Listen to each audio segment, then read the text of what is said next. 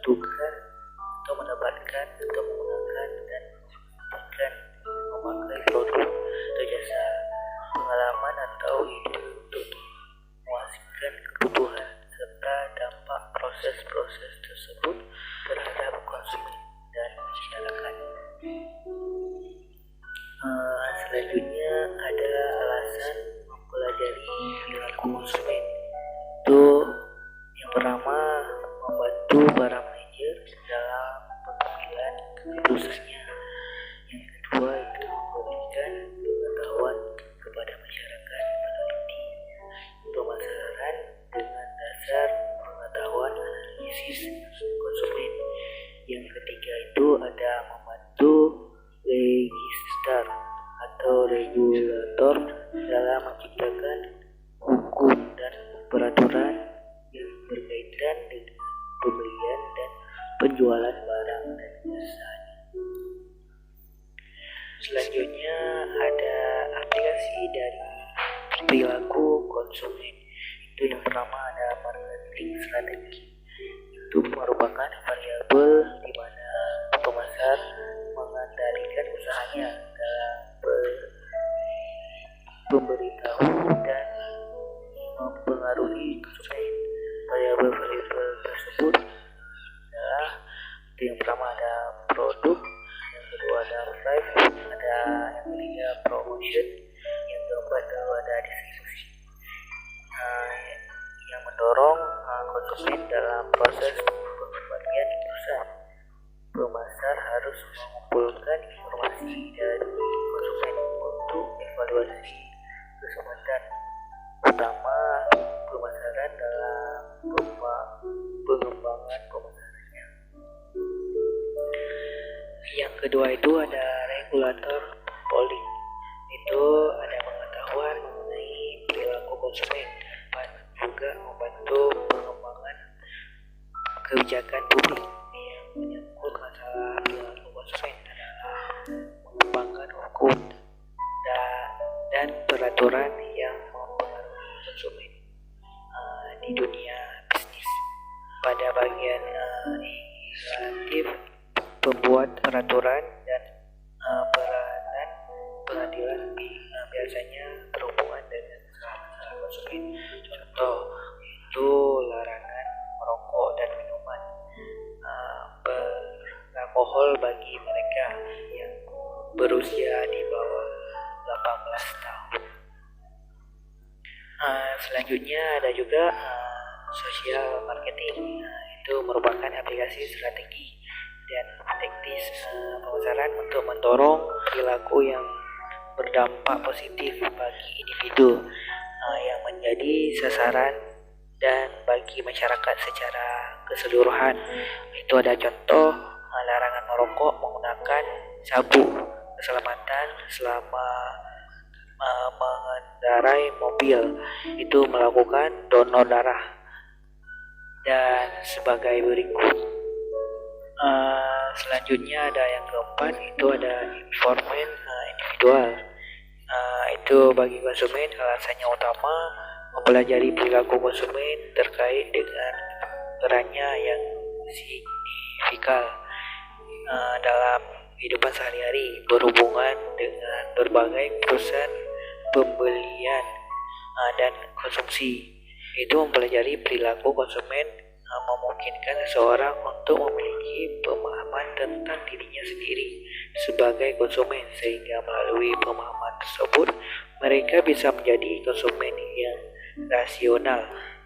Dia memiliki perilaku pembelian yang bertanggung jawab, memahami etika bisnis, dan menjadi lebih bijaksana dalam menyikapi berbagai trik pemasaran.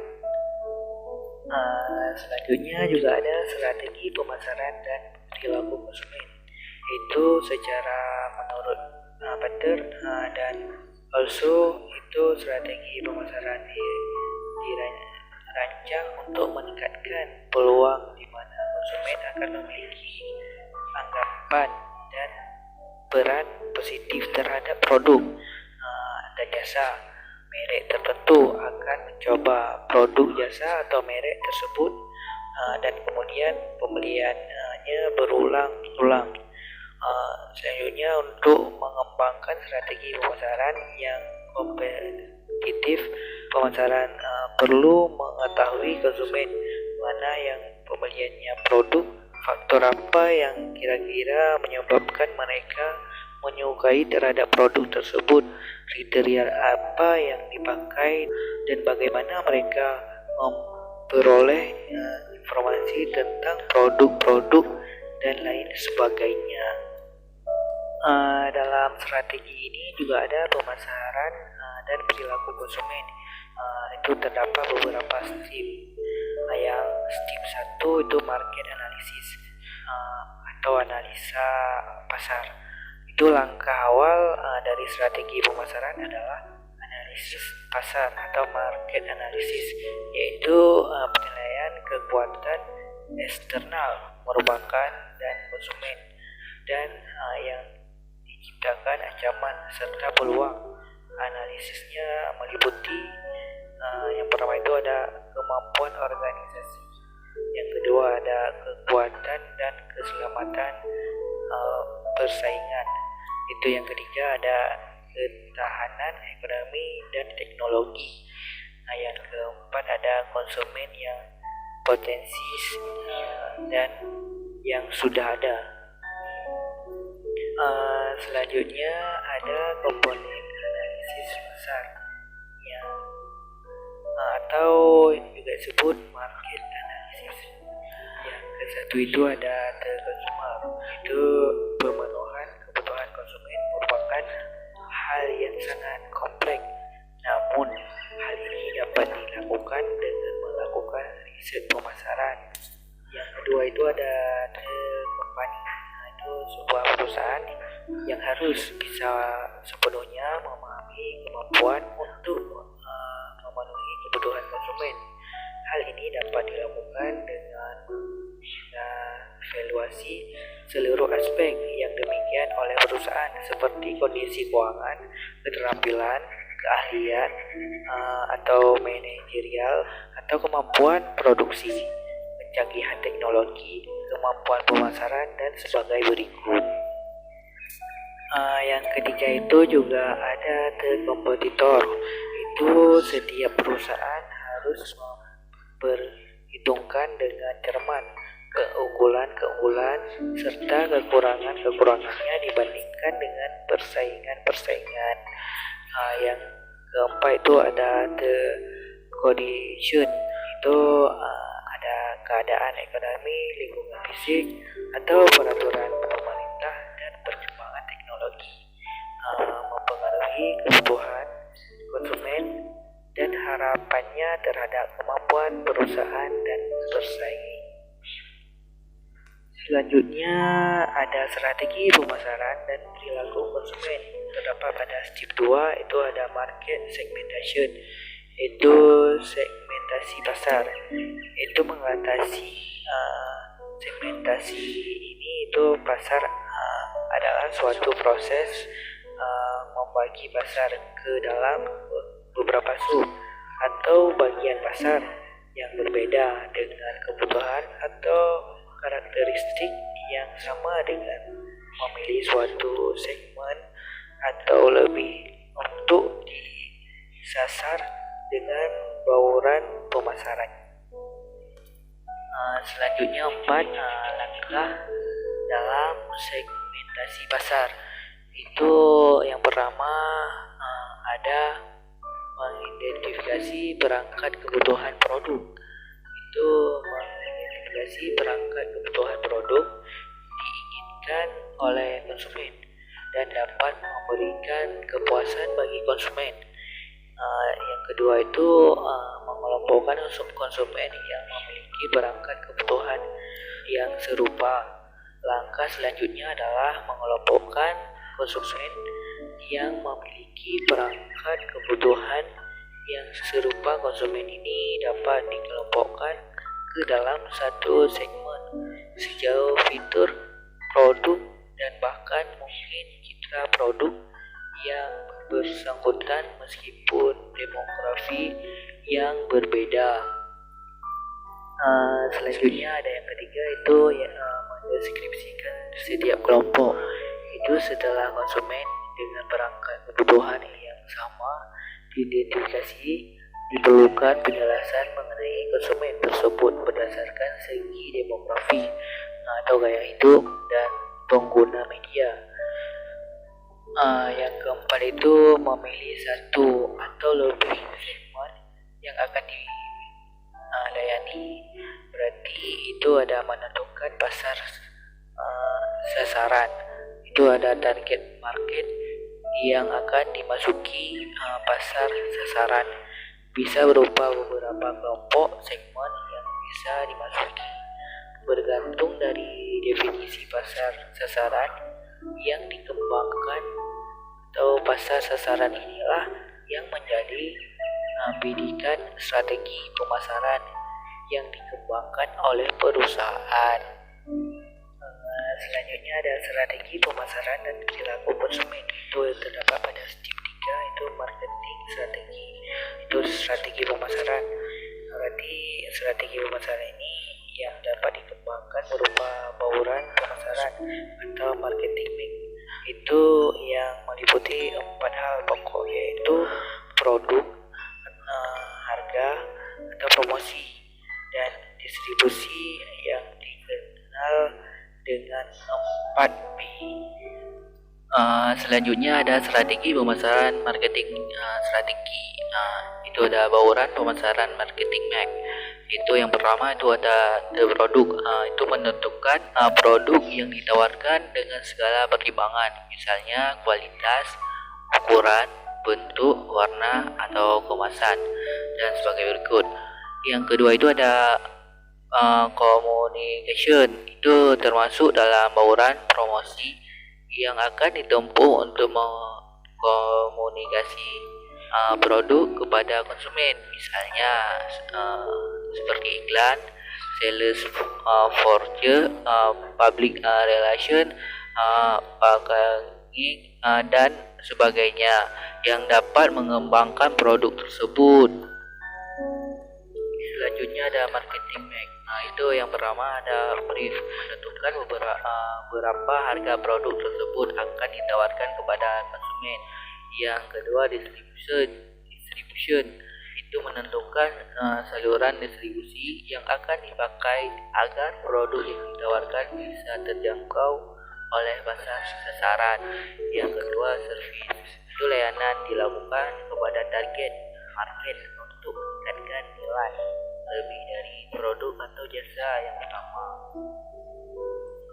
Selanjutnya ada strategi pemasaran dan perilaku konsumen. Terdapat dalam step 4 itu consumer decision process. Itu ada proses atau keputusan konsumen.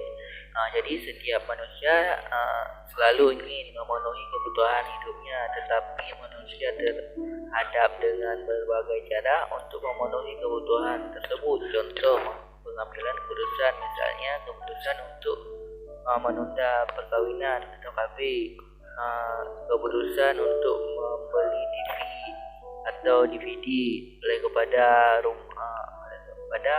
rumah tangga, keputusan untuk memberikan pinjaman dengan bunga rendah oleh pimpinan Bank Dunia, dan keputusan-keputusan lainnya yang mempunyai ruang lingkup lokal atau daerah, sektoral, nasional, dan internasional.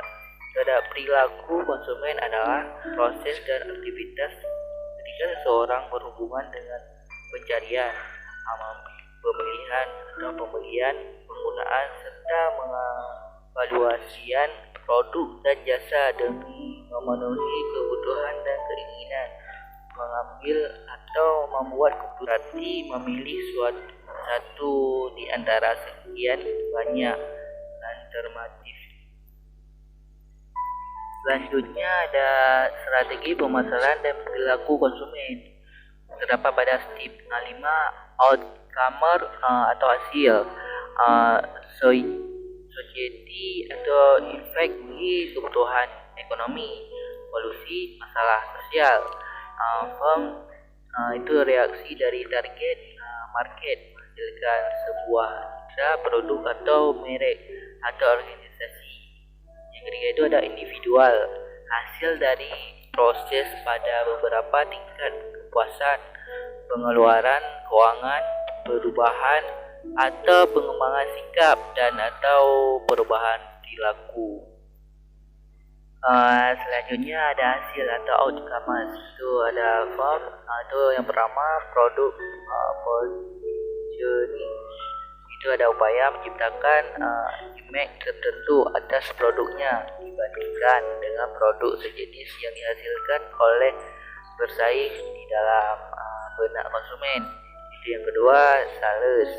Itu merupakan hasil yang sangat penting karena menghasilkan pendapatan bagi perusahaan untuk melanjutkan bisnis. Yang ketiga itu ada consumer satisfaction. Itu keputusan konsumen tetap menjadi perhatian utama bagi pemasaran atau marketer.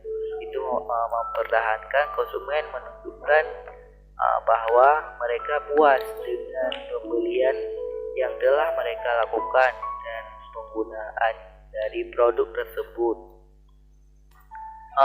Selanjutnya ada individual. Itu yang pertama, net satisfaction. Itu hasil yang paling jelas dari proses konsumsi bagi seseorang individu. Apakah pembelian itu dilakukan atau tidak adalah tingkat kepuasan kebutuhan yang dihasilkan dari proses konsumsi. Yang kedua itu ada injurious consumption. Itu sisi gelap dari perilaku konsumen terjadi ketika individu atau kelompok membuat keputusan konsumsi yang memiliki konsekuensi negatif untuk jangka panjang kesejahteraan mereka. Selanjutnya yang terakhir ada society. Itu yang pertama ada economic. Dampak kumulatif dari keputusan pembelian konsumen termasuk keputusan untuk melupakan konsumsi merupakan menentukan utama dari keadaan ekonomi suatu negara. Itu ada yang kedua fiscal environment. Itu ada konsumen membuat keputusan dari berdampak besar termasuk lingkungan fisik masyarakat baik mereka sendiri dan lainnya. Itu yang ketiga ada social welfare. Itu keputusan konsumen secara umum mempengaruhi kesejahteraan sosial dari masyarakat tersebut termasuk memiliki dampak yang besar pada kualitas hidup secara keseluruhan dalam suatu masyarakat. Mungkin hanya ini yang dapat saya sampaikan. Semoga videonya bermanfaat dan mohon maaf juga apabila ada salah kata dalam penyampaian materi. Selebihnya saya ucapkan terima kasih kepada dosen saya Ibu Sri Murni. Akhirul kalam, wassalamualaikum warahmatullahi wabarakatuh.